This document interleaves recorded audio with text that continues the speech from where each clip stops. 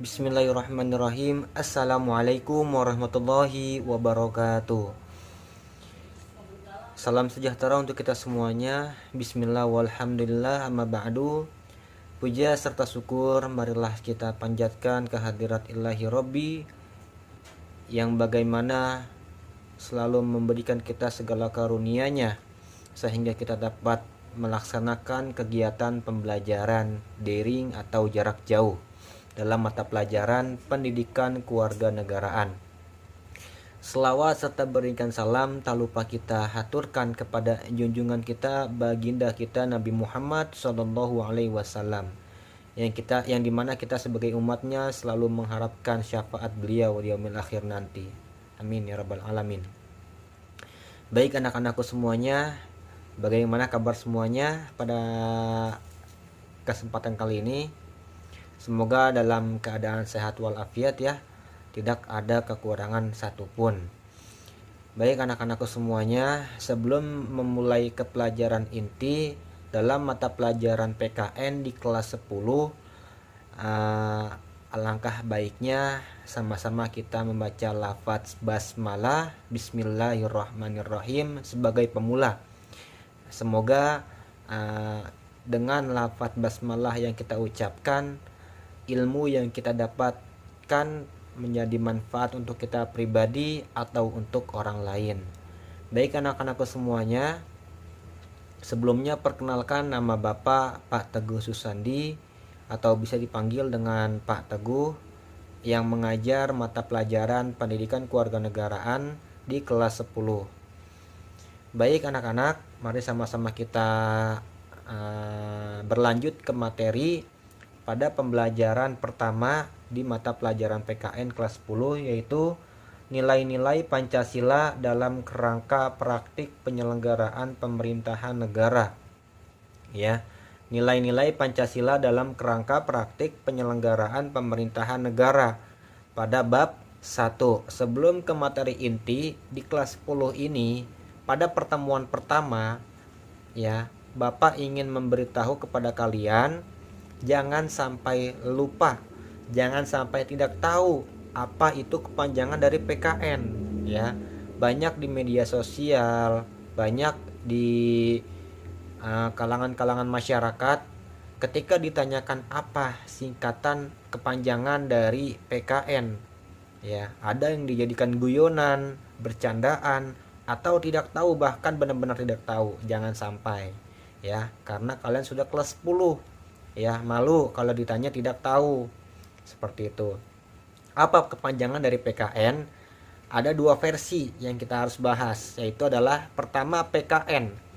PKN itu adalah pendidikan kewarganegaraan ya, itu untuk PKN sendiri. Lalu kalau untuk PPKN itu berbeda, ada kepanjangan di tengah-tengahnya. Apa? Pendidikan Pancasila dan kewarganegaraan. Itu untuk PPKN ya, jangan sampai lupa atau jangan sampai tidak tahu. Seperti itu. Baik, kita berlanjut ke materinya. Pada bagian pertama kita akan membahas atau mempelajari tentang sistem pembagian kekuasaan negara Republik Indonesia ya, sistem pembagiannya seperti itu. Lalu kita lanjut. Untuk bagian pertamanya ya, dalam sistem ini ada macam-macamnya. Apa macam-macamnya? Itu macam-macam kekuasaan di negara ya. Menurut John Locke, sebagaimana dikutip oleh Rianto pada tahun 2006, buku penerbitnya ya, pada 2006 di halaman 273, bahwa kekuasaan negara itu dapat dibagi menjadi 3 macam kekuasaan. Apa saja? Yang pertama itu ada yang namanya kekuasaan legislatif. Untuk legislatif sendiri itu apa? Yaitu yang memiliki kekuasaan untuk membuat atau membentuk undang-undang ya, untuk membentuk atau membuat ya isi yang ada di dalam undang-undang, redaksi yang ada di dalam Undang-Undang Dasar Republik Indonesia ya. UUD itu adalah undang-undang dasar. Jangan sampai tidak tahu. ya. Undang-undang itu ya. Apa singkatan dari UUD? Jangan sampai nggak tahu ya. Singkatannya, kepanjangannya adalah Undang-Undang Dasar Undang-Undang Dasar. Lalu lanjut ke B, itu ada kekuasaan eksekutif, yaitu untuk melaksanakan, apa tugas dari eksekutif? Yaitu untuk melaksanakan undang-undang ya. Tugas dari lembaga eksekutif sendiri itu adalah melaksanakan undang-undang ya. Apa yang sudah diterapkan oleh lembaga legislatif yang tadi lalu dibentuk lalu dilaksanakan atau dijalankan oleh lembaga eksekutif, yang dimana kalau kita ketahui itu dari kata pertamanya itu adalah eksekusi ya. Eksekusi berarti dia yang melaksanakan dan menjalankan isi yang ada di undang-undang dasar. Lalu yang C, kekuasaan yudikatif, yaitu kekuasaan untuk mempertahankan undang-undang, termasuk kekuasaan untuk mengadili setiap pelanggaran terhadap undang-undang. Seperti itu. Undang-undang dasar adalah landasan yang ada di negara kita, negara Republik Indonesia. Ya, untuk lembaga yudikatif sendiri itu adalah kekuasaan untuk mempertahankan undang-undang, termasuk kekuasaan untuk mengadili setiap para pelanggar, ya, para pelanggar undang-undang. Kalian melanggar isi dari undang-undang dasar, berarti kalian nanti dihakimi atau diadili oleh yudikatif atau lembaga yudikatif ya. Nanti siapa saja yang ada di dalam lembaga legislatif, eksekutif, dan yudikatif, itu siapa saja nanti kita akan bahas seperti itu. Lalu yang kedua, itu ada konsep pembagian kekuasaan di Indonesia. Ya, mekanisme pembagian kekuasaan di Indonesia diatur sepenuhnya di dalam Undang-Undang Dasar Negara Republik Indonesia tahun 1945. Penerapan pembagian kekuasaan di Indonesia terdiri atas dua bagian, yaitu pembagian kekuasaan secara horizontal dan pembagian kekuasaan secara vertikal. Apa saja? Yang pertama itu adalah pembagian kekuasaan secara horizontal. Pembagian kekuasaan secara horizontal yaitu pembagian kekuasaan menurut fungsi lembaga-lembaga tertentu. Ada lembaga legislatif, eksekutif, dan yudikatif. Sebagaimana di slide pertama kita pelajari tadi. Berdasarkan Undang-Undang Dasar Negara Republik Indonesia tahun 1945, secara horizontal pembagian kekuasaan negara dilakukan pada tingkatan pemerintahan pusat dan pemerintahan daerah. Lanjut, pembagian kekuasaan pada tingkat pemerintahan pusat mengalami pergeseran setelah terjadinya perubahan Undang-Undang Dasar Negara Republik Indonesia tahun 1945. Pergeseran yang dimaksud adalah pergeseran klasifikasi kekuasaan negara yang umumnya terdiri atas 3 jenis kekuasaan. Yang pertama itu ada legislatif, eksekutif, dan yudikatif, yang dipecah menjadi 6 kekuasaan negara. Ya, yang dimaksud pergeseran itu ya dipecah menjadi 6 kekuasaan negara. Apa saja? Yang pertama itu ada kekuasaan konstitutif, yang dimana kekuasaan ini untuk mengubah dan menetapkan undang-undang dasar.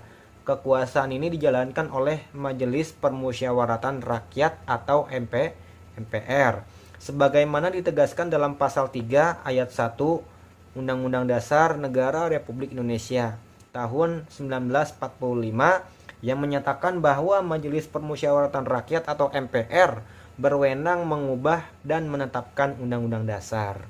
Jadi untuk kekuasaan konstitutif ini yang di dalamnya ada MPR, dialah yang mengatur atau yang mengubah ya, wewenang dari MPR seperti itu. Lalu yang kedua, lanjut, yang kedua itu ada kekuasaan eksekutif, yaitu kekuasaan untuk menjalankan undang-undang dan penyelenggaraan pemerintahan negara.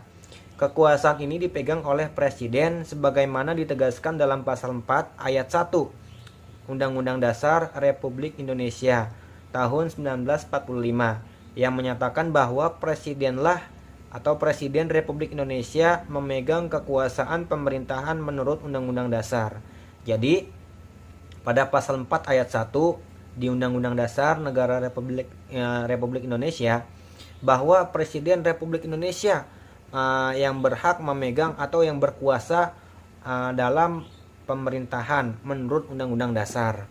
Lalu yang ketiga itu ada yang namanya kekuasaan legislatif, yaitu kekuasaan untuk membentuk undang-undang.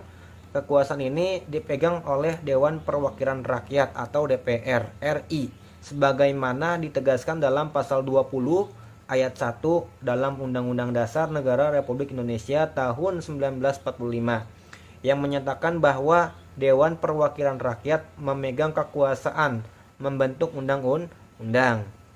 Ya, pada pasal ayat 20 ayat 1 ini bahwa DPR RI atau Dewan Perwakilan Rakyat Republik Indonesia menyatakan dalam undang-undang menyatakan bahwa DPR ini memegang kekuasaan untuk membentuk undang-undang.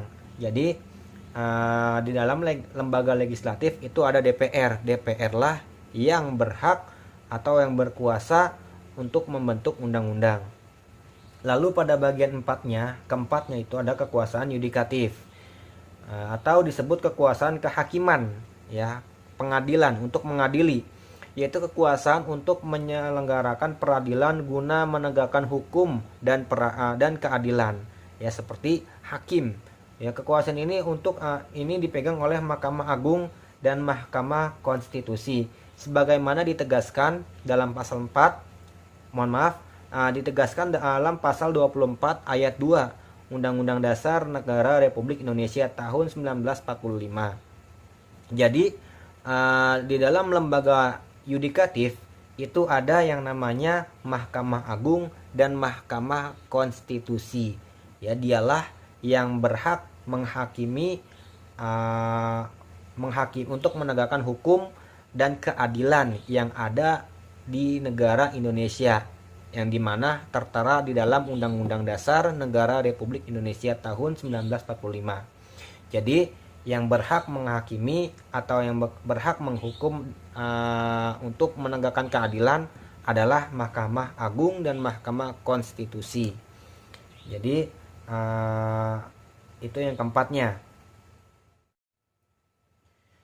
Lanjut, yang kelima itu ada yang namanya kekuasaan eksaminatif atau inspektif, yaitu kekuasaan yang berhubungan dengan penyelenggaraan pemeriksaan atas pengelolaan dan tanggung jawab tentang keuangan negara.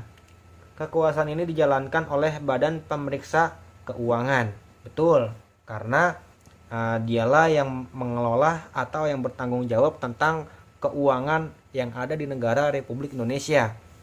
Pastilah yang dipegang oleh Badan Keuangan atau Badan Pemeriksaan Keuangan, BPK, atau disingkat oleh singkatannya adalah BPK, Badan Pemeriksa Keuangan. Sebagaimana ditegaskan dalam pasal 23 ayat 1 Undang-Undang Dasar Negara Republik Indonesia tahun 1945 bahwa BPK atau Badan Pemeriksa Keuangan yang berhak mengelola dan yang bertanggung jawab di dalam keuangan negara Republik Indonesia. Yang keenam, kekuasaan moneter, yaitu kekuasaan untuk menetapkan dan melaksanakan kebijakan moneter, mengatur dan menjaga kelancaran sistem pembayaran, serta memelihara kestabilan nilai rupiah. Kekuasaan ini dijalankan oleh Bank Indonesia, ya, selaku bank sentral di Indonesia, sebagaimana ditegaskan dalam pasal 23D Undang-Undang Dasar Negara Republik Indonesia 1945. Jadi kekuasaan moneter ini yang dipegang atau ditetapkan yang memegang itu adalah BI atau Bank Indonesia, karena dialah yang berhak untuk menurunkan atau menaikkan nilai rupiah. Apa rupiah? Mata uang negara Republik Indonesia. Jadi dialah yang mengatur naik atau turunnya nilai rupiah di dunia, seperti itu. Next, lanjutan ke bagian B-nya ya. Bagian B-nya tadi kan ada yang namanya horizontal. Sekarang ada yang namanya kekuasaan secara vertikal. Apa aja pembagiannya? Pembagian kekuasaan secara vertikal merupakan pembagian kekuasaan berdasarkan tingkatannya, yaitu pembagian kekuasaan antara beberapa tingkatan pemerintahan. Pada pasal 18 ayat 1 Undang-Undang Dasar Republik Indonesia tahun 1945 menyatakan bahwa negara kesatuan pembagian kekuasaan secara vertikal muncul sebagai konsekuensi dari ditetapkannya asas desentralisasi di negara kesatuan Republik Indonesia. Hal tersebut ditegaskan dalam pasal 18 ayat 5 Undang-Undang Dasar Republik Indonesia tahun 1945 yang menyatakan bahwa pemerintah daerah menjalankan otonomi seluas-luasnya kecuali urusan pemerintahan yang diatur oleh undang-undang ditentukan sebagai urusan pemerintah pusat, seperti itu. Oke anak-anak semuanya, untuk bagian satu ini atau bagian pertama, sistem pembagian kekuasaan negara Republik Indonesia, pada bab 1 nilai-nilai Pancasila dalam kerangka praktik penyelenggaraan pemerintahan negara. Jadi itu saja yang dapat Bapak sampaikan, yang dapat Bapak ajarkan dalam materi di bab 1 ini pada bagian A, sistem pembagian kekuasaan negara Republik Indonesia. Adapun untuk bagian B-nya nanti kita akan bahas di pertemuan selanjutnya. Mudah-mudahan ilmu yang kita dapat pada kesempatan kali ini dapat bermanfaat untuk kita pribadi atau untuk orang lain. Jangan lupa untuk dipelajari lagi, ditelaah lagi. Boleh kalian sharing kepada teman kalian, boleh kalian searching, apa sih, saya masih kepo nih, saya masih ingin tahu kembali penjelasannya. Boleh kalian searching kembali di Google atau media sosial lainnya, seperti itu. Baik anak-anak, sama-sama kita membaca hamdalah, alhamdulillahirabbil alamin. Semoga ilmu yang kita dapat bisa berkah untuk kita semuanya. Kurang lebihnya mohon maaf. Bila taufiq wal hidayah. Sampai ketemu di kesempatan nanti di pertemuan selanjutnya. Tetap jaga kesehatan, tetap jaga imun dan aman. Jangan kemana-mana, stay at home, tetap di rumah saja. Bila taufiq wal hidayah. Wassalamualaikum warahmatullahi wabarakatuh.